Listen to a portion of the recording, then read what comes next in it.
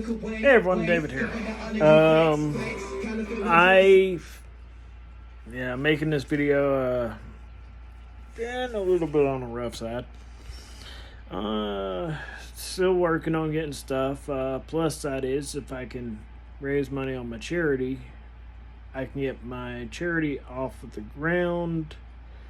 And United Way said that they would add me to their system and supply the help. So there's that.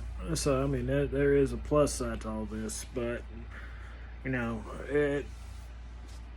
I contacted my ex because I was checking to make sure she was okay. And that's all I asked her to tell me was, let me know you're okay. That's all I wanted to know. She didn't contact me at the start of the week, so I contacted her yesterday. Still not replying. I'm like, okay, when she contacts me, she expects me to answer right away. So when I contacted her, I was asking just to make sure she was okay, because there's still feelings. I mean, obviously.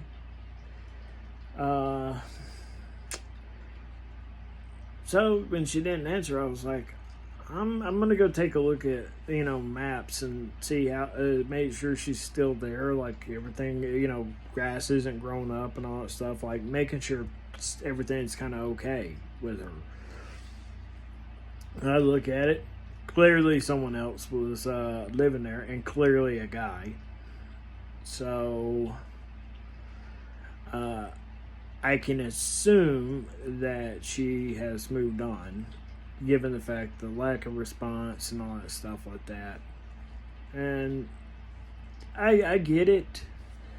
The only problem is because the divorce is not finalized, it kind of hurts a little, because I was not even worth waiting till the divorce was finalized. That's a little heartbreaking to think that I wasn't even worth waiting to finish the divorce. So it hurts a little. But I mean, this is just a conclusion I came to. It doesn't mean that that's the case, but that's a pretty good assumption. So, I don't know. I guess maybe there's not really a whole lot of a place for a sensitive guy nowadays. Typically, women just like guys to be total pricks. I don't get it, but apparently they do. I know I made my mistakes in the marriage, and I screwed up a few times, and of course we had issues going on inside our marriage where she was already kind of moving on as it was. I don't want to go into that because I don't want to really hurt her name more than that, but it's very hurtful, I get out there, when I was working, I was out there working, I was fighting in the protests, I was trying to found my charity, I was doing all this different stuff, and I still couldn't even, find someone that can accept me. So, and I still think about the serenity prayer and stuff like that, and I honestly don't think that that's the way God has my life intended to go, seeing as, well, we see how it goes. So yeah, that's just, I guess, how life works. It does drive me to want to be better, if nothing else, only to prove wrong. But all I've ever really wanted in life was a family, like a wife and kids, because I came up in a broken home. So I never really had a family. I never had siblings. My mom was working all the time, so she never had time for me. My dad, he was never there really when I was growing up. So I was basically, and then of course the fact that I always had a real hard time making friends. Most people find me annoying. So just really thinking about everything. I mean, it's depressing and a little bit sad, but I will live. I will continue to push on. I mean, it's not going to break me from wanting to get my charity off the ground, pursuing my career in politics, and all that stuff like that. It's not going to break that, and I am, I do still suffer from a little bit of depression, but thanks to October, I've been able to kind of somewhat pull through things. But it does hurt. It does hurt. And, I was barely just even looking to get back in the dating scene. I just wanted to start dating so I could maybe start working to find someone. See, I'm a one woman kind of guy. I don't want I don't want to go after multiple women. I just want to find me someone. I want to build a life with them. Someone I can get along with, someone that I find attractive, they find me attractive, just the different things. Someone that's into a lot of the same kind of stuff. And quite frankly, I don't know where that's going to go because, let's face it, I didn't even have any kind of look until I met her. So, usually the women I was dating prior to her I'd get together with them and they'd go off, they'd cheat on me, or they'd leave me for someone else, or I never really had a whole lot of luck in that field. I mean, all I can do is be me and push forward and, try to follow the route that God set for me. It's just a little disappointing to think that the wife and kids and all that stuff, the nice house, it's a little depressing to think that might not be in the cards for me.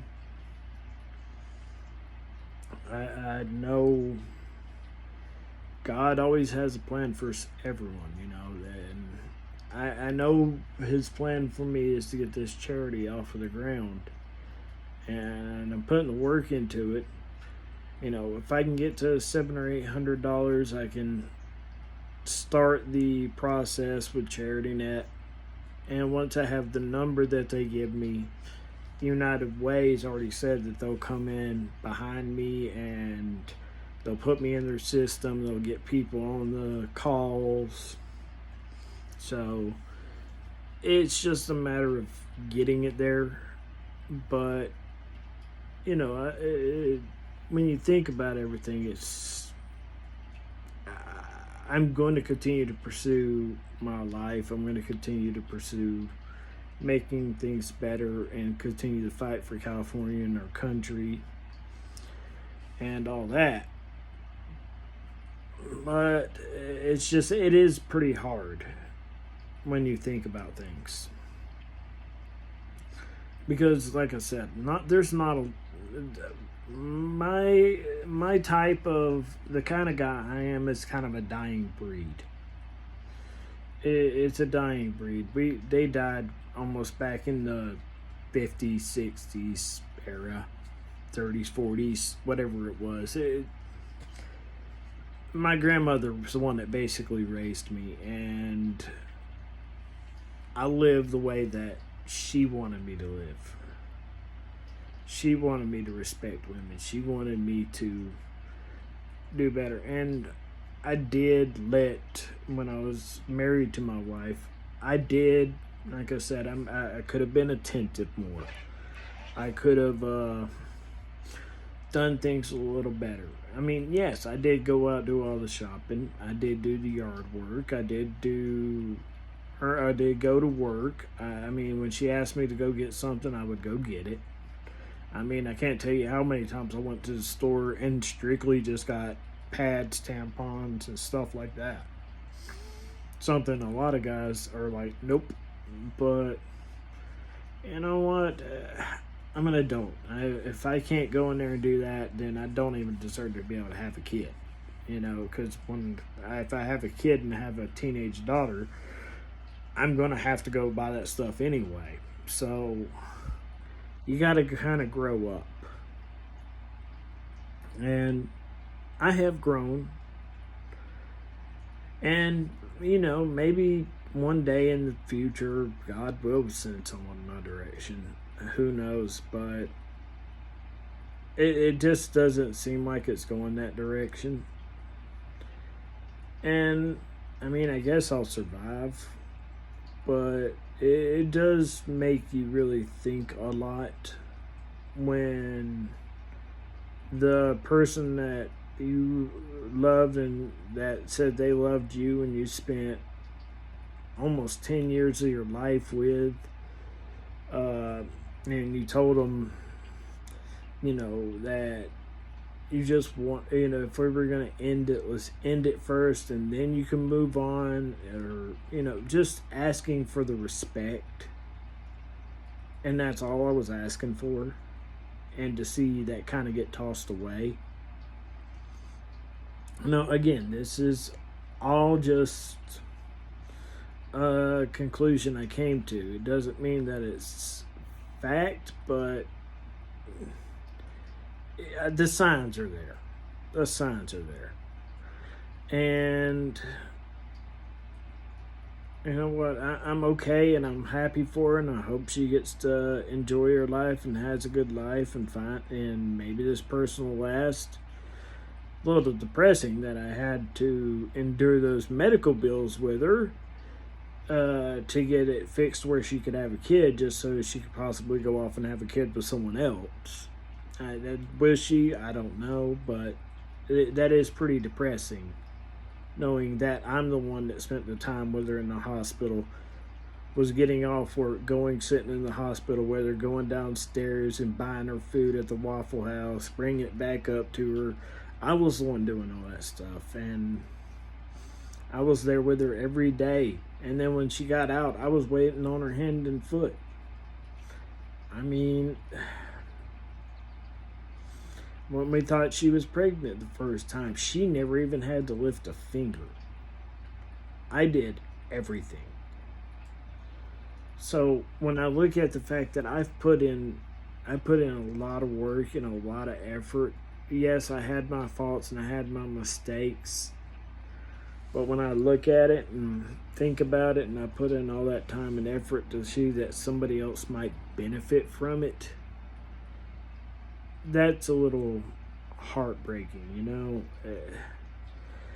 when you're not even worth waiting to finalize the divorce, that's heartbreaking. It really is, because to sit there and say you love someone and care about someone, and then you're not even willing to wait.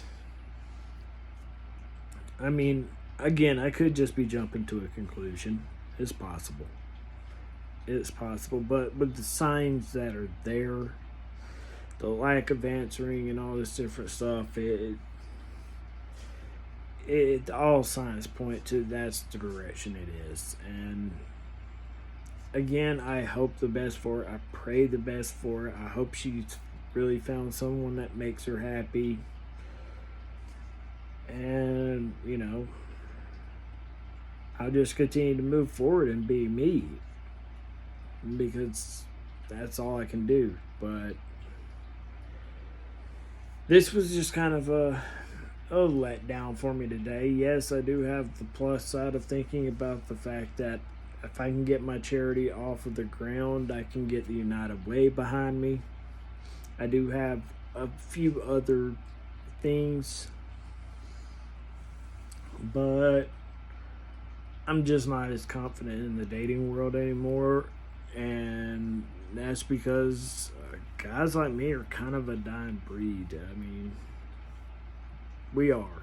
Uh, Sensitive guys are not exactly what a woman wants anymore. And they'll say they do, but then they go off and find them somebody that's just a total prick. So you have to just weigh out the options and think about things. And this kind of falls into the serenity prayer of accepting the things I cannot change, encourage to change the things that I can. So, eh, I mean, I just wanted to kind of put my heart out there on the sleeve. I know I'm used to it being on the sleeve, but I just wanted to make this kind of my video today because it's just where I stand. I mean, it's who I am. And if she is still single and she just got somebody to move in to help her, then great. I'm happy for her. I'm happy for her. But, my suspicion, I don't believe that's the case. But I don't have facts, so I can't really go off anything more than that. But, about the only thing I won't touch is if I was to get together with someone, I absolutely hate dishes. It's the only thing I really hate. I offered to clean the bathroom, the entire house, which most of the time I was doing.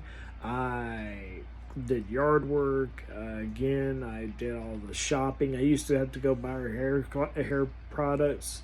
I remember having to go into there and buy the 1B and stuff like that. And if anyone knows anything about, the black hair with women, you got to know all those different numbers, the 1B, the 2B, the 1BB or something. You got to know all those different numbers. So you got to also know the olive oil hair treatment.